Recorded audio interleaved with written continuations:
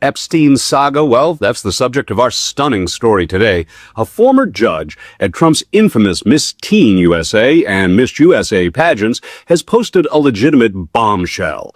Welcome to Occupy Democrats, and please hit that subscribe button, well, if this gives you the creeps too. Fine. You sound so beautiful and cute. How old are you?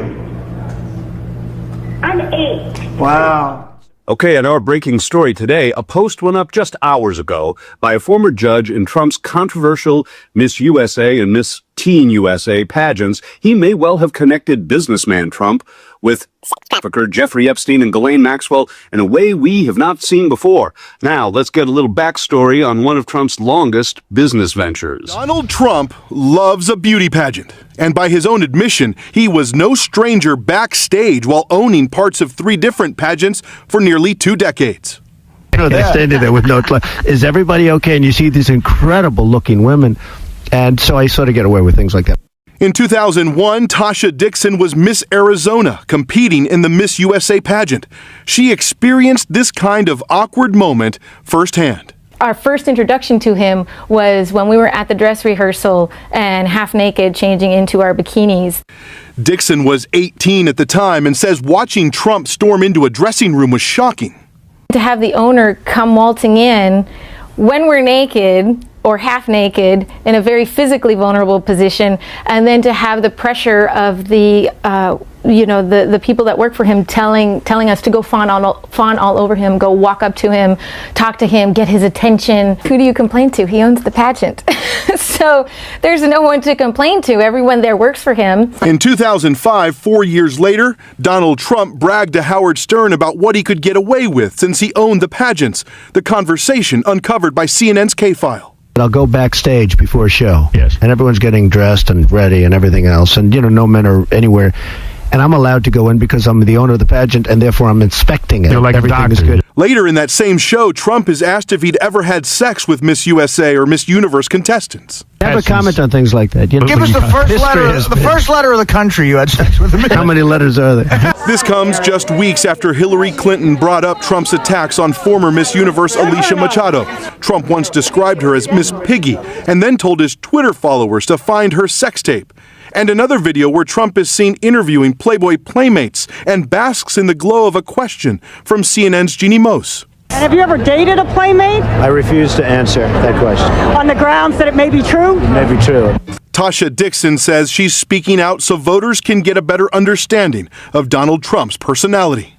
I'm telling you, Donald Trump owned the pageant for the reason to utilize his power to get, around beautiful women. Yeah, you think? Well, the plot thickens in our very serious and kind of frightening featured clip. Now, what a former beauty contest judge has to say is absolutely jaw-dropping. As you'll see in a second, there are 2 people we haven't heard from in quite a while that figure in prominently to our featured story today. Host Billy Bush is opening up about Donald Trump's infamous Access Hollywood tape during a new interview. The veteran TV host of the Hollywood program revealed on Rob Lowe's SiriusXM podcast that he flagged the president's lewd comments to his superior more than a decade before the scandal broke. The day of the filming in 2005, I called my producer and said, "You're not going to believe what Trump said. He's going after Nancy." All I said was Nancy O'Dell because I didn't hear the other stuff. Bush was referencing his Access Hollywood colleague O'Dell, and the other stuff seemingly refers to Trump's comments about grabbing women by the genitals. What a guy. Okay, here's today's very somber and serious clip. Steve Seibold was in Trump's orbit for many, many years. Some of the stories he shared, they're lighthearted, but today's is going to make your blood run cold. We're going to run it on the other side of this by comparison. So back in 1997, the Trump Organization became a client of ours.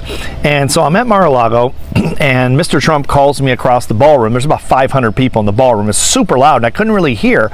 But all I heard was, she works for Estee Lauder.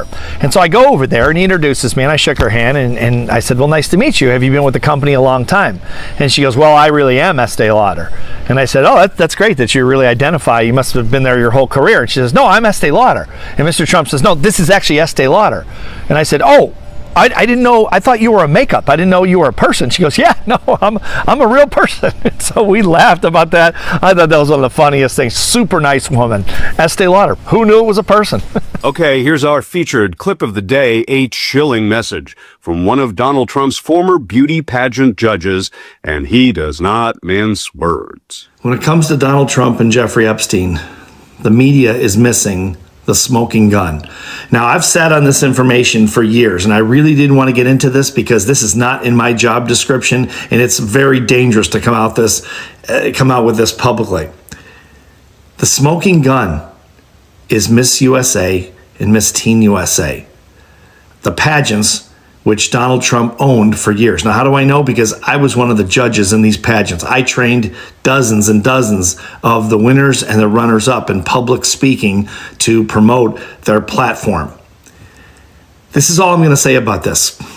If you're in the media and you're looking for information, start with Billy Bush. Billy Bush hosted the Miss USA, Miss Teen USA multiple times. Nancy O'Dell is another one. And then go down the rabbit hole from there. There are people that know a lot more than those two, but start there. They're celebrities, and start there, go down the rabbit hole. And I think what you're going to find is going to be very, very upsetting. Don't call me. I'm not going to comment. I'm not going on TV and talking about this. This is very dangerous to sit on. If you decide to pursue this in the media, be very, very careful. These people are dangerous. Steve Seibel trained the winners and the runners-up in those beauty pageants. He was there. Now, where will all this lead? Well, only time will tell.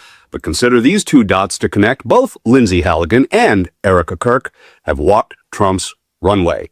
And we'll just leave it at that. Looking back, Erica's Miss Arizona and Miss USA experience was more than just a pageant journey. It was a training ground, a place where she developed the skills, confidence, and network that would shape her future public life. Public speaking, handling media, staying composed under pressure, all of that was honed during her pageant days. Whether you agree with her political views or not, her trajectory from state title holder to national commentator is a fascinating one. So, the next time you see Erica Francevay Kirk on a podcast or making headlines, remember that before the microphones and political debates, there were sequins, stage lights, and